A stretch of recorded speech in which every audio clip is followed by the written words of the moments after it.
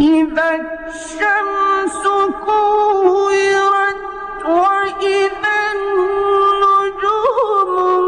انكدرت وإذا الجبال سيرت وإذا العشار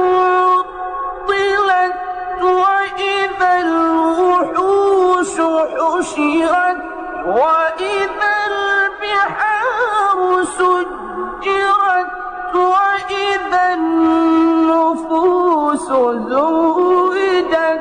وإذا